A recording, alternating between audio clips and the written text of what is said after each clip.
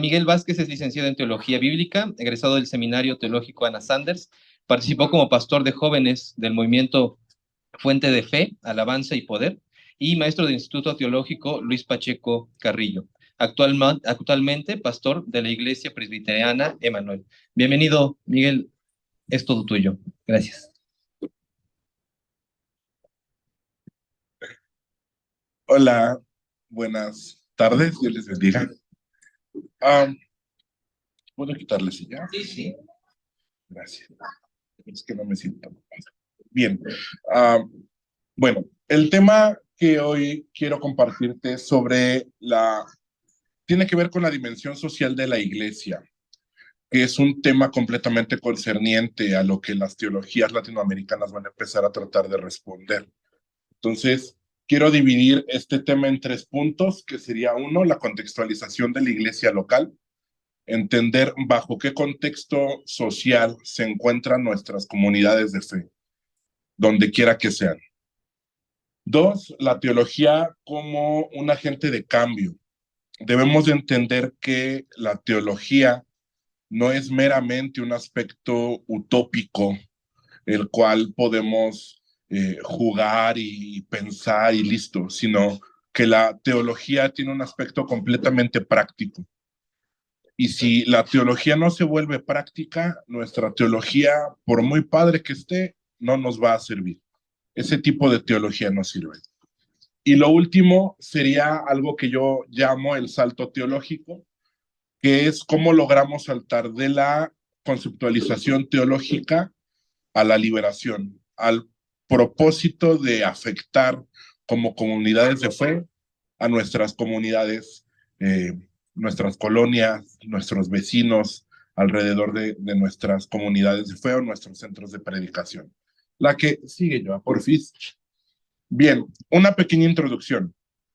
Algo que no podemos omitir es que una realidad que nos compete como mexicanos y más como latinos es que el evangelio que nos llega a nosotros es el evangelio católico. Nos guste o no nos guste, nos llegó el evangelio por medio del catolicismo. Ahora, esto tiene pros y contras. Hay una realidad que debemos convivir y enfrentar. El cristianismo nos llegó por medio de la conquista española, la religión cristiana que llegó fue tan fuerte que se sincretizó en la cultura. Esto lo vemos al día a día. Esto cualquier persona que haya evangelizado, cualquier persona que comparta la fe con algún vecino sabe eso. Tenemos un sincretismo católico arraigado que aún nosotros como protestantes lo tenemos en el simple acto de la Santa Cena o la Cena del Señor. El sacralismo, la formalidad de lo que sería en su lugar, ¿no? Tomar la comunión con el pensamiento católico, lo trasladamos a nuestro mundo protestante. Eso no lo podemos evitar, no podemos hacer. Ok. Y muchos de los países latinos presentan una apoteosis con la Virgen María, o cualquier virgen, Virgen de Fátima, Virgen de cualquiera. Pero no podemos evitar que este evangelio nos llegó a nosotros. Dijera Mackay concuerda con esta apoteosis de la Virgen una inscripción que puede leerse en el dintel de la vieja iglesia católica colonial de Cusco, la antigua capital de los incas. Venid a mí, venid a María, todos los que estéis cargados y sobrecargados, y ella os hará descansar. Así de sincretizado es el catolicismo que nos llegó a nosotros, así, al punto de cambiar la escritura. Dijera en algún momento dos papas anteriores al que tenemos, ¿no? Juan Pablo II, dejad que los niños vengan a mí, llegaron a escuchar esas palabras de Juan Pablo. Ese es un sincretismo. Ese evangelio nos llegó. La que sigue, Joa, por favor. Gracias. Dice Macay en su libro El otro Cristo español, ahí lo tenemos. Por mucha sombra que le hiciere su santa madre, también Cristo vino a América desde Belén y el Calvario. Pasó por África y España en su largo viaje al occidente hasta las pampas y cordilleras. Pero ¿fue realmente él quien vino o fue otra figura religiosa que portaba el mismo nombre y algunas de sus marcas?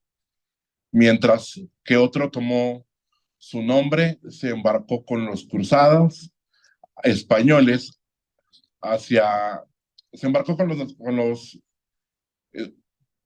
cruzados españoles hacia el Nuevo Mundo, un Cristo que no nació en Belén, sino en Noráfrica. Este Cristo ha sido poco más que un extraño y peregrino en estas tierras desde los tiempos de Colón hasta el presente. O sea, no nos llegó el Cristo que llegó a Europa. No nos llegó ese Cristo. Nos llegó uno diferente, nos llegó uno moribundo, nos llegó uno que depende de la imagen que veas. Macay argumenta muy bien, ¿no? Un Cristo moribundo, un Cristo que pelea entre que muere o no muere, un Cristo que no es capaz de resucitar ni de morir porque es tierra.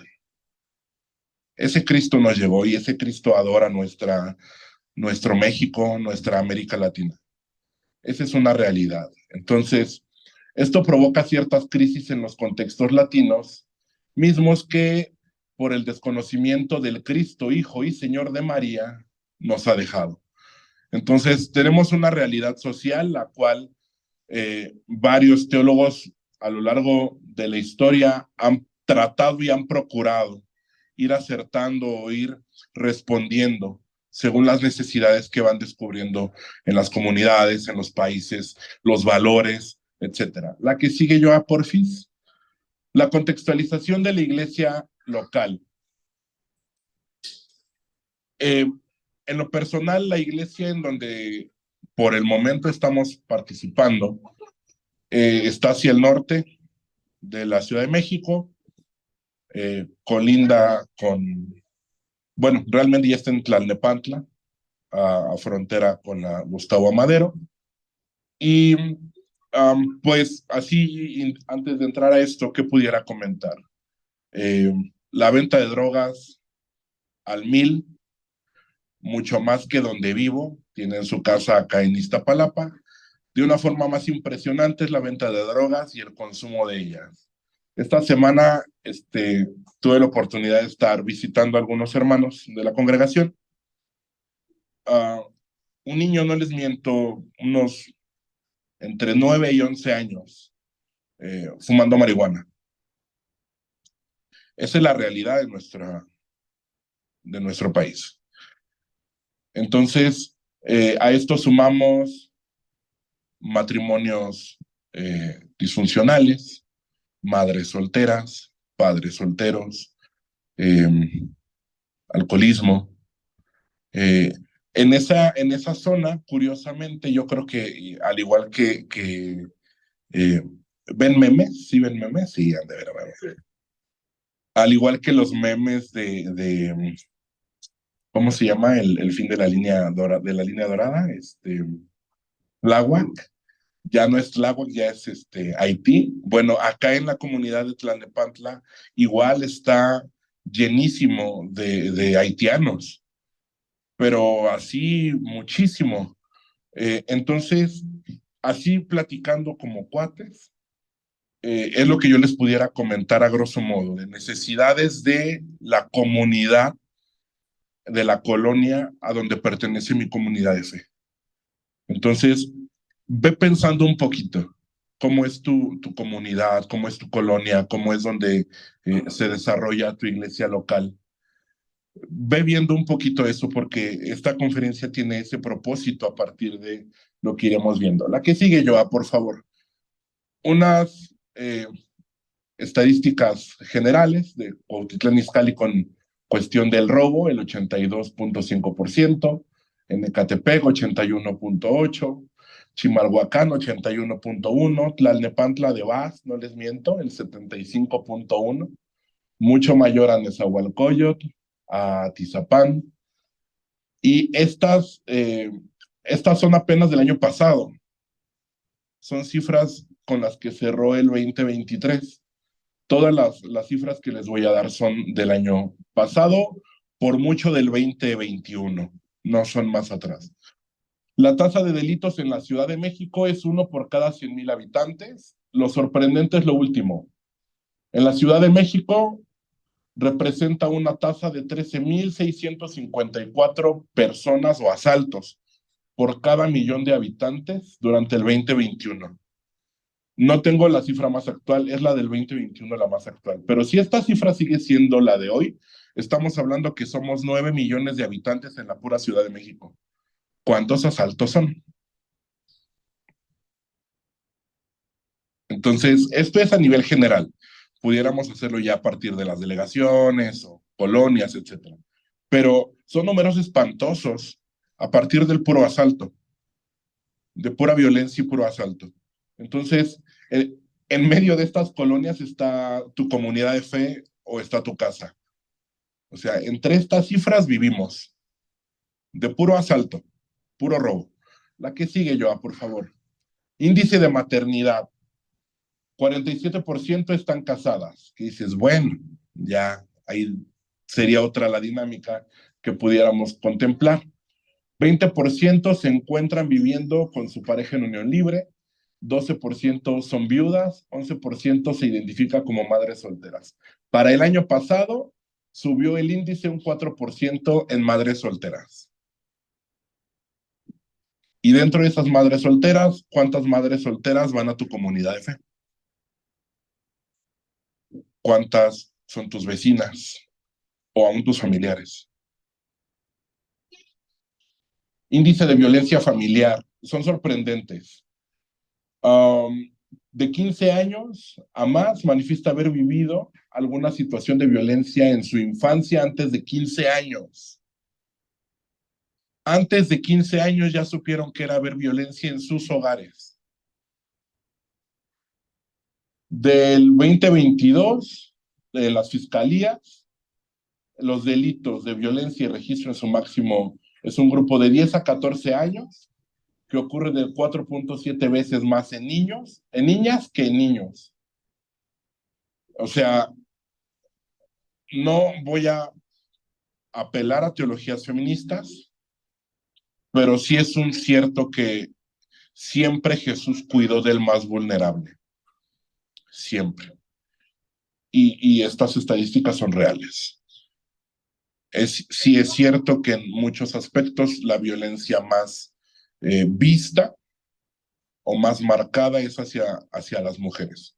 Eso es cierto, no lo podemos negar.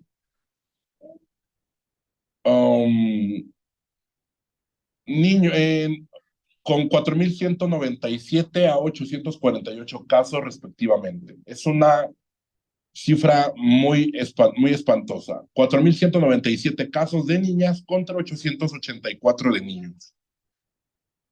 En violencia,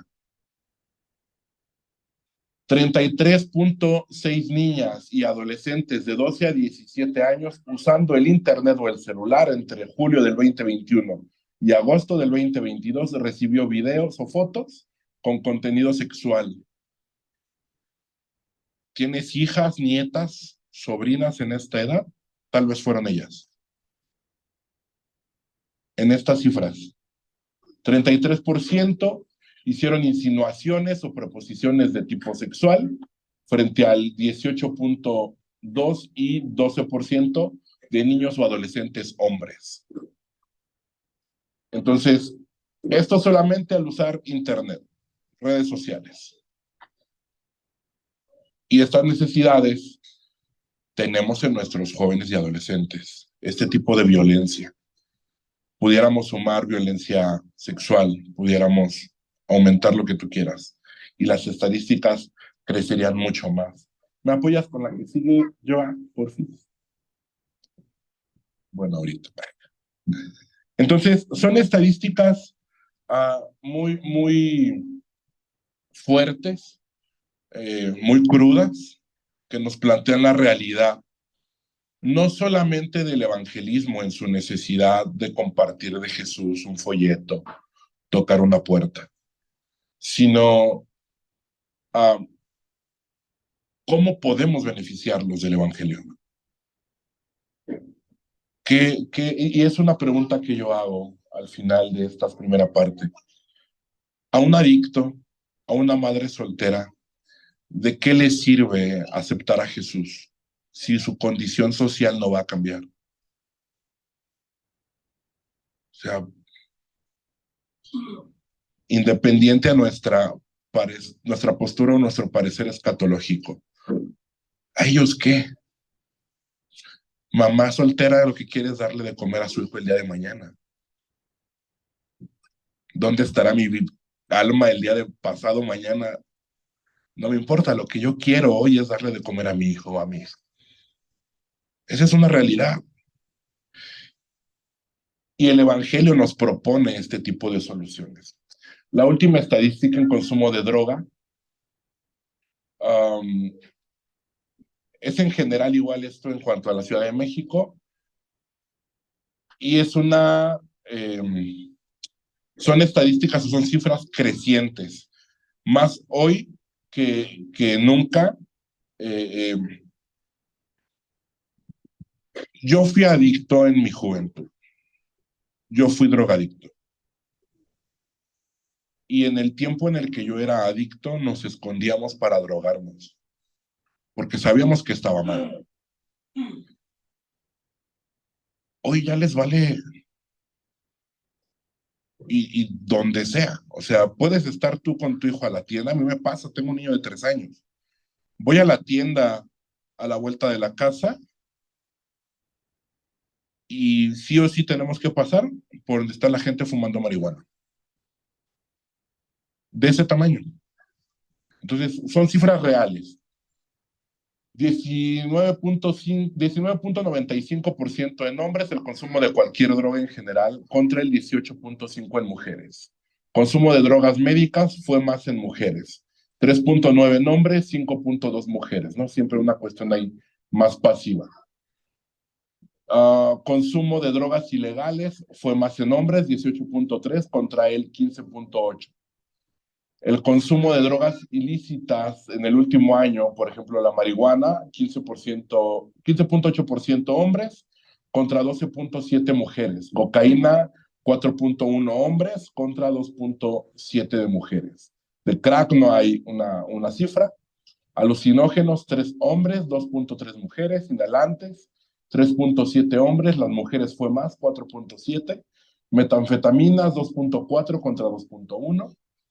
Heroína, el 6% hombres, el 3% mujeres. Anfetamina, 1.7 hombres contra 2 mujeres. Tranquilizantes, 2.7 hombres, 3.6 mujeres. Ahora, de todas estas cifras, no olvidemos que son cifras de casos comprobados contra un montón de casos no comprobados. Las cifras que vimos de violencia son las denunciadas y denunciadas que proceden.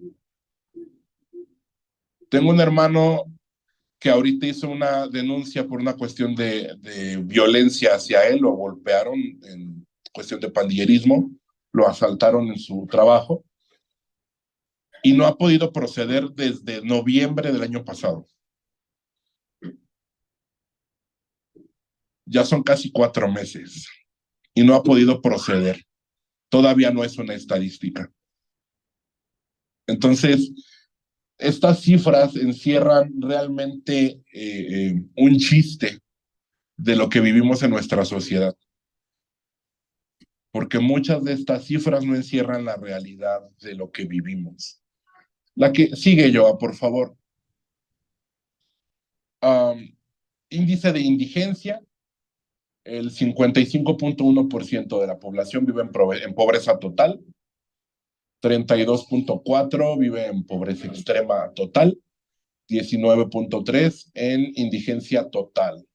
Y estas porciones son más bajas en el ámbito urbano que en el rural. O sea, conoces una comunidad rural en Valle Mazagua, en Querétaro, en donde sea del interior de la República, van a ser más altas las cifras, mucho más.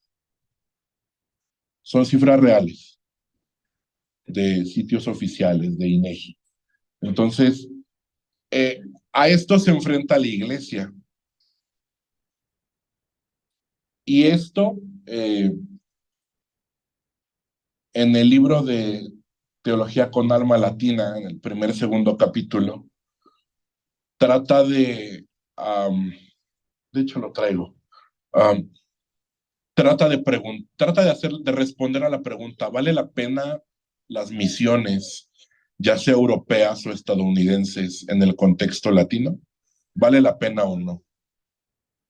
Y empieza a responder por qué vale la pena las misiones en América Latina. Y no son solamente para ganar miles para Cristo, no. Mucho tiene que ver con esto. Este tipo de vida es una vida de barbarie, no es vida digna, no es vida en la cual se supone que debe de vivir gente que participa del reino de Dios. Y no estoy hablando de tonterías de teología de la prosperidad o de... No, no, no. Estoy hablando sencillamente de valores, de ética y de moral que el Evangelio rescata y nos obsequia. Estoy hablando de eso. La que sigue, Joa, porfis.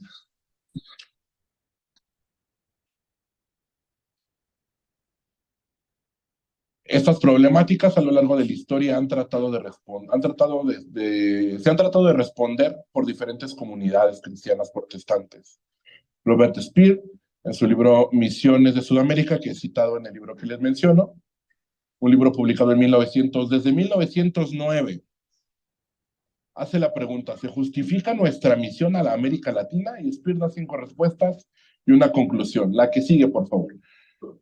La condición moral de los países latinoamericanos justifica y demanda la presencia de la religión evangélica que va a combatir el pecado y traer a los hombres el poder de una vida justa.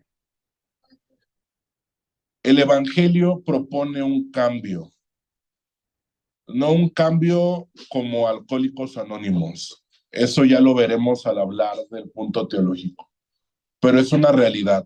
Lugar donde el Evangelio ha entrado, lugar donde esa sociedad ha prosperado. ¿Por qué? Porque les ha dado escuela, les ha dado educación, les ha dado trabajo, les ha dado dignidad. Y el Evangelio otorga eso. En la iglesia a la que estamos ahorita pastoreando, hay por lo menos 4 hermanos que aprendieron a leer usando la Biblia. Y eso ya es alfabetización. La más básica, pero ya es alfabetización. La tercera respuesta justifica por qué, porque le das la Biblia a la gente. La Iglesia Católica desanimaba y prohibía el uso de la Biblia. ¿Cuántas personas no protestantes leen la Biblia y la conocen bien?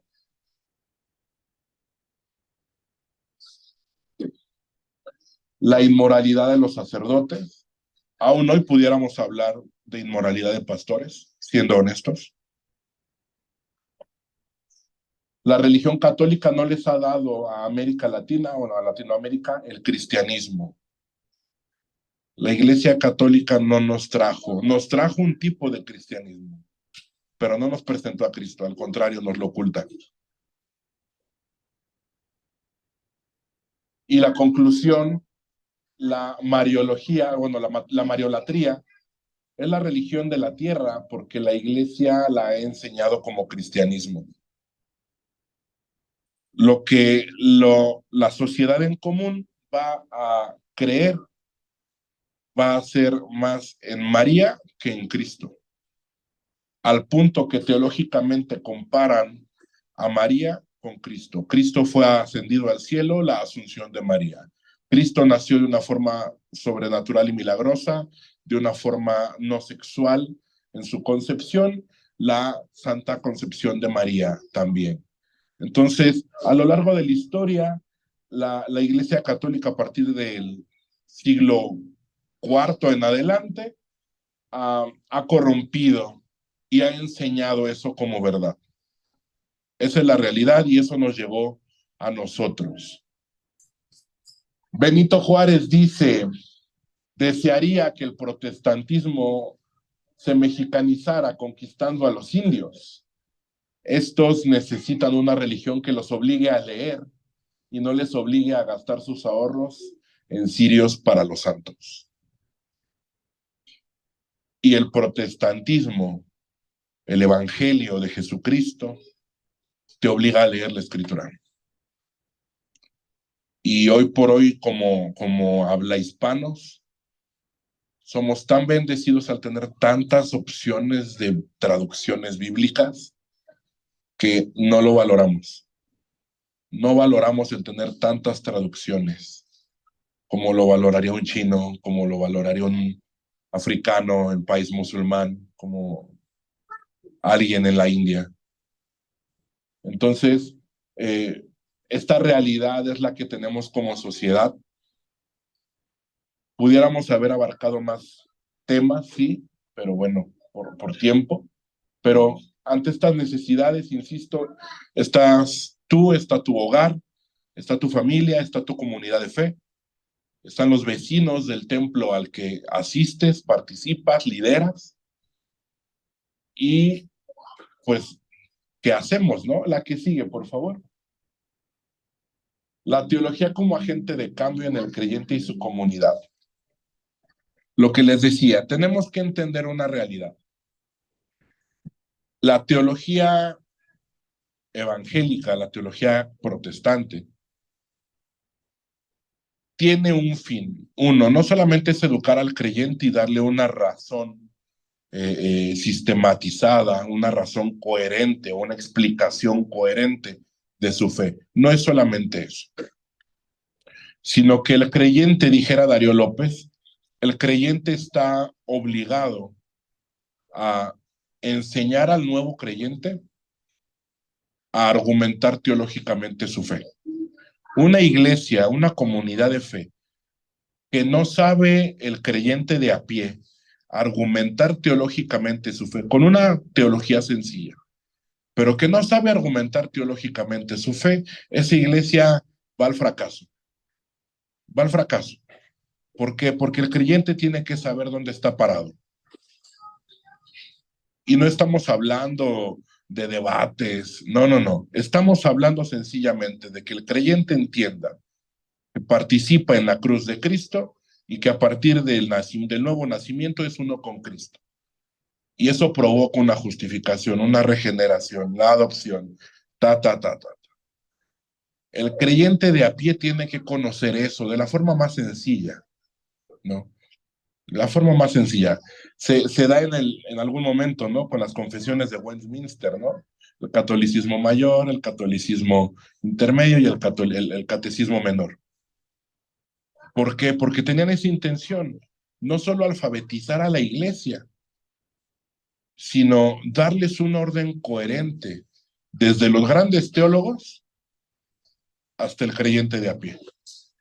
Entonces, dentro de todo esto tenemos que entender uno, necesitamos que nosotros y nuestras comunidades de fe conozcan la obra de Cristo en ellos. Conozcan su obra. La que sigue, por favor. La teología tiene el propósito de dar respuestas a las necesidades de su contexto. De esta forma es como se ha desarrollado a lo largo de la historia y cómo ha ido respondiendo a las necesidades doctrinales de su tiempo, y de esta forma es como nos llegó la teología. Fue respondiendo desde la patrística con los apologistas, con Policarpo, con Orígenes, todos los padres de la iglesia, los primeros padres, hasta el siglo IV, fue esto, una argumentación teológica de lo que creen, una respuesta a su sociedad. ¿Por qué el cristianismo merece ser una religión válida, al igual que las otras, en su contexto? Eso fue desde la patrística, y a lo largo de los años ha ido siendo eso, una respuesta. Una respuesta. ¿Qué vamos a creer? Ya somos ahora protestantes y Calvino dice, esto es lo que debemos de seguir. Luego ya no, sí, y así. Siempre, siempre, siempre ha venido a responder la teología. Ahora, como latinos, nos ha tocado mamar de teologías de mundos muy diferentes al nuestro, completamente diferentes al nuestro. Nos ha tocado mamar teología de estadounidenses y de alemanes. Y esto, según el libro de Teología del Nuevo Mundo, el libro Vinito, propone ahí el hermano Oscar que esa teología no nos sirve a nosotros. Y cita a todo el club, ¿no? Desde MacArthur hasta los liberales, Paul Tillich, Oscar Kuhlman, Rudolf Bullmann, etc. No nos sirve a nosotros. Insisto, aquí hay un paréntesis, no que nos sirva, sino no pertenece a nuestro contexto. Un ejemplo, muchos satanizan a Dietrich Bonhoeffer. ¿Cómo un pastor cristiano va a pensar en matar a alguien? Pues sí, no conoces lo que es estar en el contexto donde la moral está tan corrompida que el mensaje social y moral hablado ya no sirve. Y entonces, si el discurso moral ya no toca el corazón, matemos al Führer. No era el diablo, pero entendamos al teólogo en su contexto. Entonces, muchos satanizan a Bonhoeffer en esto. ¿Por qué? Nosotros como mexicanos, ¿por qué lo pudiéramos satanizar? Pues porque lo más que tuvimos en la Segunda Guerra Mundial fue el Ejército 200, el Escuadrón 201. No nos tocó, no participamos, no sabemos qué salir de una depresión de 2 guerras mundiales perdidas. Entonces, toda esa crisis social y filosófica a nosotros no nos tocó como mexicanos, les tocó a ellos. Entonces, por eso muchas cosas no las entendemos y muchas cosas no las podemos compartir como tal. ¿Por qué? Porque no es nuestro contexto. Eso es uno. Dos, ellos son primer mundo.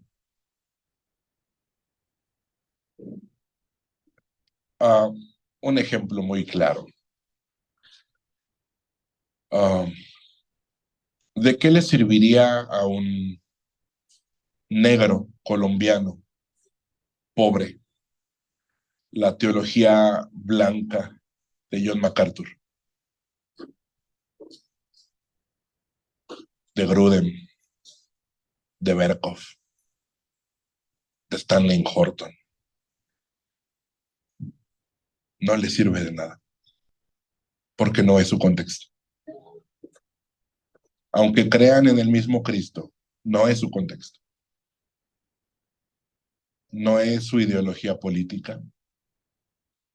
¿De qué le sirve a un cubano o a un puertorriqueño la teología de los mismos teólogos, no? Exacto. ¿Por qué? Porque no hay un punto de comparación. Por eso la teología latina se ha marcado tanto desde nosotros hasta la Patagonia. porque nosotros tenemos más en común y el punto común más grande no es solamente nuestro idioma. El punto más grande es que venimos de ser los que perdimos. Nosotros perdimos, ellos no. Ellos ganaron, ellos conquistaron, ellos nos quitaron la mitad del país. Nosotros nos quitaron nuestro idioma y nos dejaron el suyo. Entonces, ante estas realidades sociales no podemos hacer nada, porque es lo que somos consecuencia de ellos, somos hijos de mujeres violadas. De ahí venimos. Entonces, es cierto esto, ¿no? Las teologías estadounidenses y europeas no nos identifican. Son contextos políticos, sociales y religiosos completamente diferentes, económicos, ideológicos, en todo sentido. Insisto, dijera Oscar García Johnson en su libro de Teología del Nuevo Mundo, esta no sirve, no nos sirve, a nosotros no. Necesitamos una teología sistemática latina, sí, pero no la hay, porque seguimos muy en pañales en la teología. Nos da miedo acercarnos a la cultura. Me acuerdo, tuve la bendición de poder entrevistar a Javier Picasa y le pregunté al final cómo podía alguien latino hacer teología latina. Y él decía eso. No sé, yo me imaginaba, lee más, aprende más, ¿no? No, su respuesta fue tan sencilla como el, pues, aprovechando su cultura. Y tienen cultura precolombina muy rica y teológica. Pero nos da miedo acercarnos al Popol Vuh y extraer principios teológicos del Popol Vuh que sean similares al Evangelio. Y entonces hacer teología latina. ¿Por qué? Porque no nos da miedo acercarnos al panteón romano, ¿te das cuenta? Con el panteón romano y el panteón griego no tenemos problema. Pero con los panteones aztecas, sí. Entonces, si lográramos quitarnos ese miedo y acercarnos completamente a nuestra cultura, pudiéramos empezar a desarrollar teología latina, mexicana, nuestra. Entonces, ante esto, la que sigue yo, porfa. Nos encontramos en esta crisis, ¿no? En la cual tenemos que tomar, por un lado, de otros países, de otros contextos, de otras culturas, y nos encontramos en esto. Ahora, Darío propone un panorama de hechos. Este panorama lo va a proponer en el libro de Pentecostalismo y Misión Integral, el libro azulito. Divide él la misión de la iglesia del capítulo de Hechos en tres partes. La primera parte, el descenso del Espíritu Santo. La segunda parte, la interpretación hermenéutica petrina de dicho acontecimiento, entre paréntesis, o sea, la enseñanza teológica. Y la tercera parte, consecuencias prácticas, la dimensión social de la iglesia. La iglesia tiene estas tres aristas, una cuestión espiritual, una cuestión académica o doctrinal y una cuestión práctica. Dice Darío López, por lo general nos quedamos en la segunda parte. Pocas veces logramos saltar a una tercera parte, muy pocas veces. La que sigue, porfis. Ahora, ¿todos aquí predican, enseñan en sus iglesias locales? Ok. Leo esto y ahí hago la pregunta. Darío propone en la teología que él propone, perdón, valga la redundancia, que él presenta de Hechos 2, que Lucas está representando la perseverancia, la persistencia de la sana doctrina en la iglesia, en Hechos 2, 14 al 42, que es la segunda parte del bosquejo. Su nacimiento tuvo a lo largo de la historia una que debería procurar mantener, perdón, la iglesia desde que nace hasta hoy debe de procurar mantener la sana doctrina. Debe de esforzarse, tiene que ser su esfuerzo. Debe de enfrentar la herejía sin miedo, con valor y enseñar la verdad. Esa es la obligación de la iglesia. Dos, no hay duda que la perseverancia en la doctrina de los apóstoles siempre fue y seguirá siendo un factor indispensable para mantener la vitalidad espiritual de la iglesia y un combustible básico para la misión del pueblo de Dios. La iglesia que desconoce la doctrina no va a caminar. Y no solo no va a caminar, sino va a comer de teologías populares, va a comer lo que a X se le ocurra. Va a hablar de reptilianos, va a hablar de marcianos, va a hablar de cualquier otra cosa. Y lo comento así porque conozco iglesias, o sea, entre muchas comillas, que hablan de reptilianos. O sea, es en serio, no es un chiste, es real. La que sigue, porfa. Entonces, Darío propone una conceptualización muy clásica que si llevas tiempo en el Evangelio has oído este concepto. El Evangelio completo. Cristo salva, Cristo bautiza en Espíritu Santo, Cristo santifica, Cristo sana, Cristo viene. Si logramos como pastores, como maestros de las comunidades de fe, que nuestras oyentes, que la iglesia, la grey que tenemos a nuestro cargo, aprenda esto y viva esto, somos exitosos. ¿Por qué? Porque en esto se encierra todo. En la obra de Cristo se encierra todo. Al hablar, o sea, no necesitamos enseñar otra cosa más que la obra de Cristo. Si como pastores o maestros de las comunidades a las que representamos lo logramos, increíble. ¿Por qué? Porque enseñar esto en los evangelios, en las Paulinas, en las generales, la cuestión social del Antiguo Testamento, etcétera, lo habremos hecho bien. No necesitamos inventarnos un mangazo nuevo, no, no, no, no, no, no. Ya está la escritura, ya está. O sea, no tenemos que pensar qué enseñar. No, no, no. Vea la escritura, ahí ya está, ya está, ya está. La que sigue, por favor.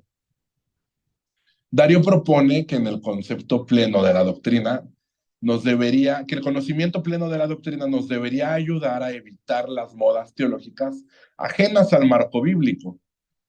¿Por qué? Pues porque hay teología en todo. ¿A alguien les gustan las series?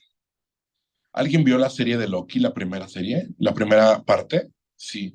¿Sí o no está cargada de teología? Aquel que permanece. Es un concepto teológico. Toda la cuestión de la crítica, ¿no? ¿Por qué crees esto? ¿No te has cuestionado si hay algo más, si fuiste robado, etcétera? Entonces, comento esto porque hay conceptos teológicos populares, pero en medio de estas cuestiones populares, pues no son bíblicas, pero es teología. Entonces, por eso comento esto. ¿Por qué? Porque no debemos ir por cualquier teología saltando como si todas fueran buenas. Tenemos que entender una realidad. Hay teologías malas, teologías populares. Pongo la más común, al menos aquí en América Latina, la teología de la prosperidad, que está pegando duro a países sureños. Duro. Esta teología procura que sus oyentes disfruten de los bienes temporales aquí y ahora, produciendo congregaciones y un perfil de creyentes despreocupados por la crítica situación de pobreza, opresión y explotación en la que se encuentran miles de seres humanos a lo largo y ancho de América Latina. Entonces, ante esta teología, obviamente que te enajenas, porque vas a buscar tu bienestar aquí y ahora. Y no hay corazón más egoísta que el corazón de un rico. Entonces, ante esto, Darío dice, debemos de enseñar la doctrina de Cristo. Tenemos que enseñar la verdad. No, no podemos enseñar otra cosa, no debemos enseñar otra cosa. Tenemos ya la escritura, que es la palabra profética más segura. Esa es la que debemos enseñar. Eso, lo que viene ahí.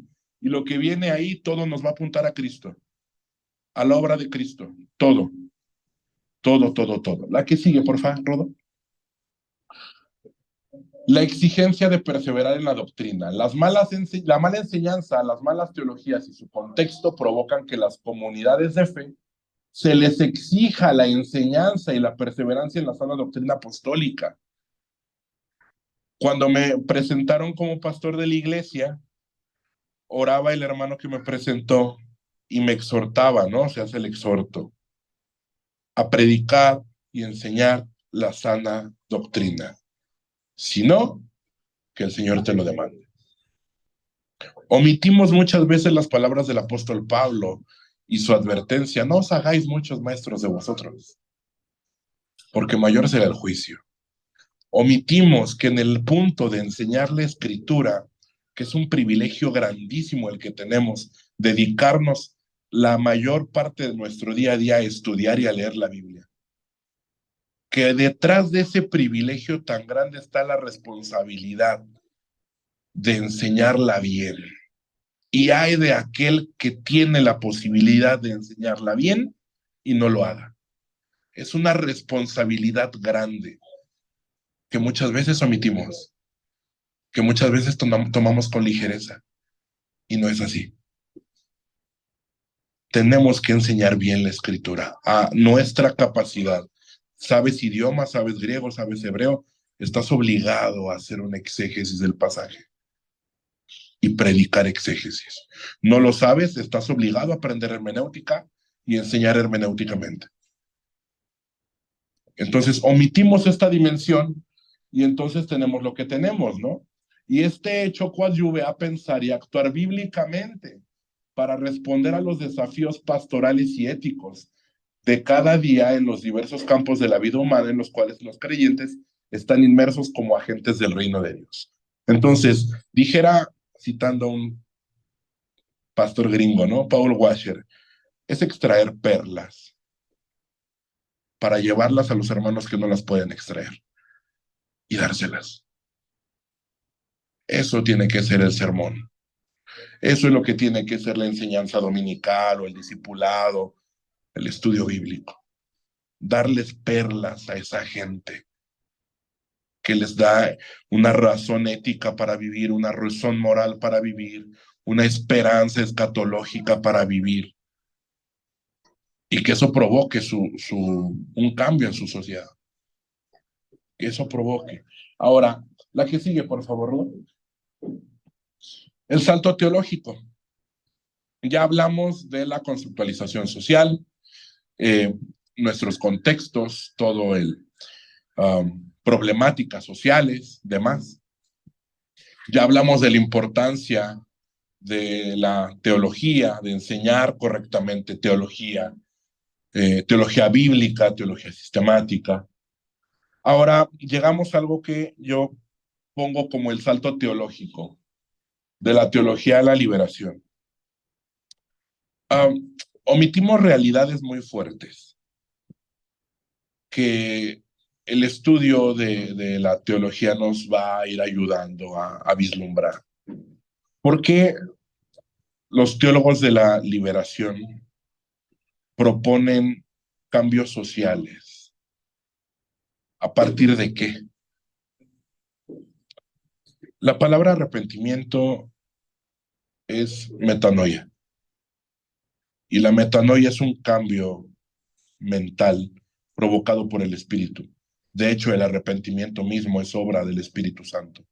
Y esta metanoia, esta transformación cerebral, mental, en la cual el famoso giro, ¿no?, de 180 grados, provoca el Espíritu Santo eso. Que vas viviendo tu vida como la venías viviendo y de repente te ilumina el Espíritu de Dios y dices: estoy mal, necesito arrepentirme, y das tu vuelta y caminas a Dios. Y en lo que das tu vuelta y caminas a Dios, naturalmente, y esto es algo que alguien que ha experimentado el nuevo nacimiento va a entender, Vienen cambios internos, cosas internas y personales que empiezan a incomodar tu vida y empiezas a sentirte mal. No quiero esto, ya no quiero esto, ya no quiero tal, ya no quiero decir grosería, ya no quiero ser morboso, ya no quiero. Vienen cambios naturales que Dios va a provocar, ¿no? Ahora la vida de Cristo en ti va a empezar a provocar. Ok, a partir de aquí es que yo voy a hablar de este cambio y cómo provoca un cambio. La que sigue, por favor, Roda. ¿Por qué? Porque la teología, bueno, la teología de la liberación y misión integral tenemos que entender, hay muchas teologías de la liberación, muchas. No todas son, o no todas compartimos, porque hay muchas católicas, pero aún hay católicas que compartimos. Un ejemplo de la ecoteología. Claro, cuidemos el planeta Tierra, ya no tiremos basura en la calle, ¿no? Reciclemos, cuidemos el agua, la luz, ¿no? Hay teologías que compartimos que son buenas, aunque no sean directamente de campos protestantes, hay teologías que compartimos. Pero Darío propone eh, la misión integral. Y lo propone como misión integral, ¿por qué? Porque para el pensamiento de Darío López, la dinámica social es una dinámica completamente arraigada a la misión de la iglesia.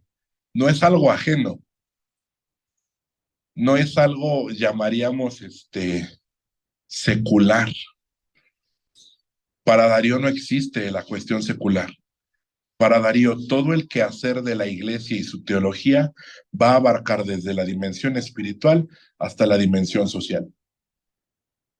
Todo. Entonces, Darío va a proponer que de esta forma se haya misión integral. Dentro de la misión integral, él va a enfocar los tres pasajes, el bosquejito que vimos de Hechos 2, y más enfáticamente en la última parte de Hechos 2, Hechos 2, 43 al 47, que es donde termina diciendo el pasaje que todos tenían todas las cosas en común, compartiendo los unos con los otros. Y nadie tenía necesidad de nada. Una dimensión social de la iglesia. La que sigue, Rodo, porfa. La liberación de la misión integral. El problema hermenéutico. Aquí es lo que les decía en la pregunta. ¿Quién enseña y quién predica en sus iglesias? ¿Por qué? Porque todos los que enseñan y predican en su iglesia saben que lo más difícil no es lidiar con el gramatical del griego o del hebreo. Lo más difícil es, ¿y esto de qué me sirve? Esto, en un punto bien práctico, ¿de qué sirve? Lo más difícil de la hermenéutica, de la exégesis, es lograr tener una cuestión práctica, completamente práctica. Si te pones a pensar, la mayoría de tus aplicaciones van a ser ora más, lee más la Biblia y queda en una cuestión sacra, que no está mal, pero no logramos saltar a un hacer más práctico o completamente práctico.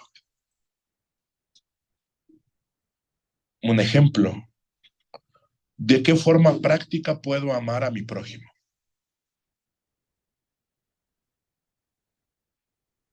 ¿De qué forma práctica puedo mostrarle a mi vecino que me cae mal que lo amo? No, pues ora por él. Sí, pero él tiene que ver que yo lo amo. ¿De qué forma práctica? Y entonces tal vez pudiéramos decirle, pues ¿sabes qué? Bárrele la puerta de su casa. ¿No? No solamente ores por él en tu casa, no, barre su puerta. Algo práctico, ¿no? Esta cuestión práctica, a todo aquel que enseña y predica, nos vuela la cabeza. No estamos ejercitados a pensar algo práctico. No es nuestra culpa, así fuimos enseñados. ¿Por qué? Porque este error de mantenernos en lo sacro, el libro de Teología con Alma Latina te va a decir eso. Es un problema hermenéutico desde hace años, de años. Entonces, ¿qué empezar a hacer? Bueno, que tus sermones, que tus enseñanzas, que tu discipulado esté lleno de cuestiones prácticas. Pongo algo ahí chistoso. Por lo general, nuestras aplicaciones del sermón o enseñanzas, tristemente siempre se quedan en el círculo de lo sacro. Pocas veces logramos que nuestras aplicaciones lleguen a cosas completamente prácticas y vivenciales. Pongo entre comillas mundanas, en sentido de que sea algo que hacer, que sea algo así práctico, como sentarte a comer, algo práctico, algo que hagas. Y que no quede solo en lo santo o en lo espiritual o en lo utópico, no, algo práctico que podamos hacer en el día a día y lograr de esta forma bendecir y liberar a nuestros contextos sociales. Hago preguntas. ¿De qué le serviría a una madre soltera a ser cristiana? A partir de cómo venimos haciendo teología y predicando, creo que pocas veces le serviría. Insisto, su mayor necesidad de una madre soltera va a ser dar de comer a su hijo. Va a ser quien le cuide a su hijo, porque tiene que ir a trabajar, porque tiene que regresar corriendo a hacer de comer, cuidar a su hijo, etcétera. Entonces, la iglesia, ¿qué le propone a ella? La iglesia, ¿cómo puede participar de su necesidad? ¿Qué beneficio no sacro tendría un adicto al llegar al cristianismo? ¿Cómo beneficia el evangelio a una familia disfuncional? Y no es solo liberar a los oprimidos sociales de este tiempo, sino, ¿has pensado en la generación post-pandemia? Osvaldo en el libro de Teología del Siglo, del Nuevo Mundo, habla de ellos y dije, wow, yo no había pensado eso. ¿Cómo, cómo liberamos a los famosos niños rata? ¿Cómo los sacamos de ese mundo y los incorporamos a la sociedad? Conozco un caso bien cercano de un niño que, un joven, no es ni niño, un joven, 22 años, que no es capaz ni siquiera de ir a la tienda, de ese tamaño.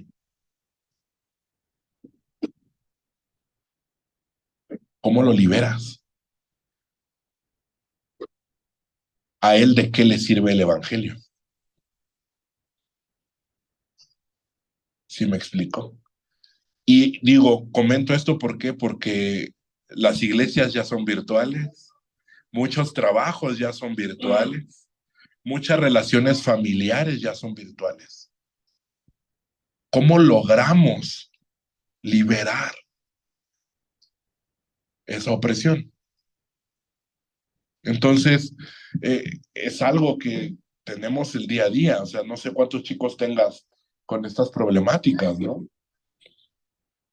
Y más, o sea, hay muchas necesidades en las comunidades de fe. Pero cuatro preguntas muy simples, ¿no? Pero el Evangelio, ¿qué respondería a esto? ¿No? La que sigue, Rodo, por favor.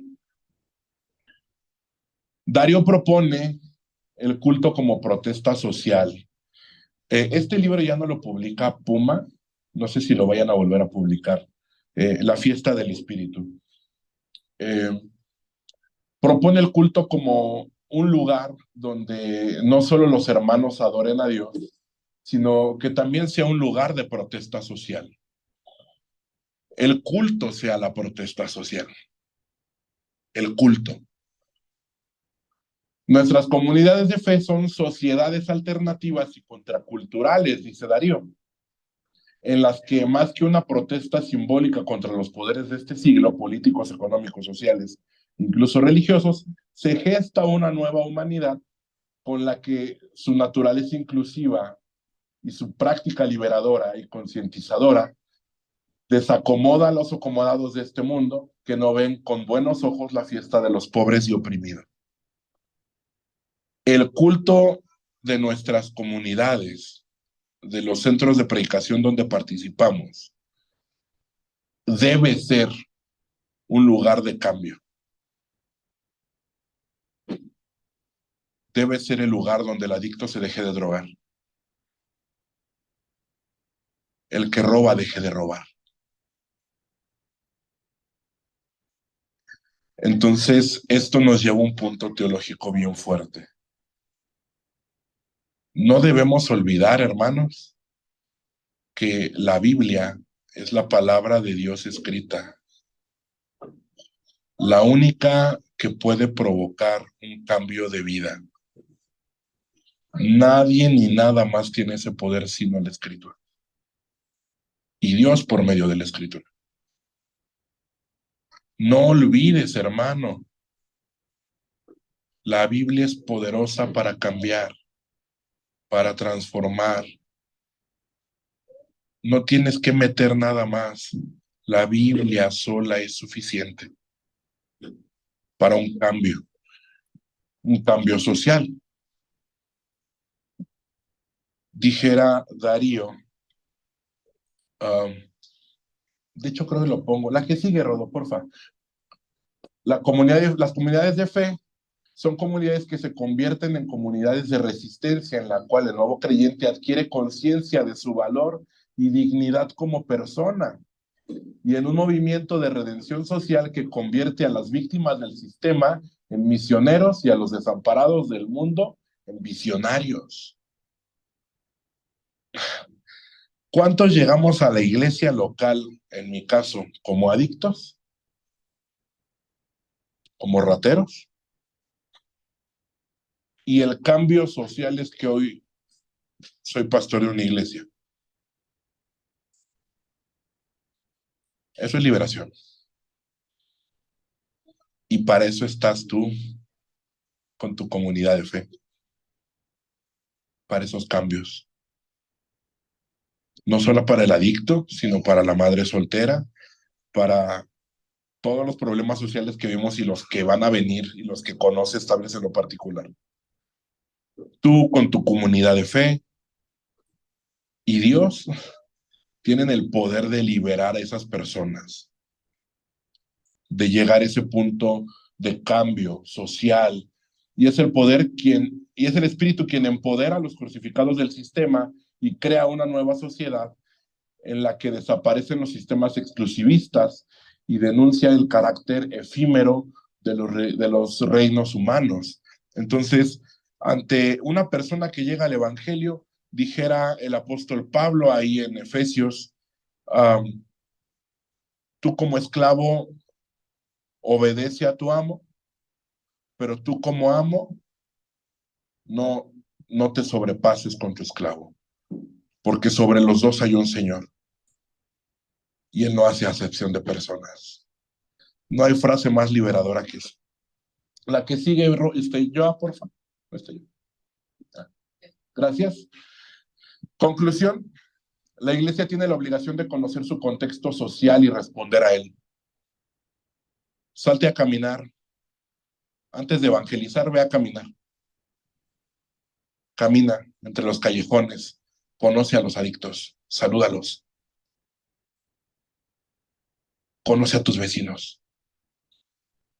¿Qué necesidades tienen?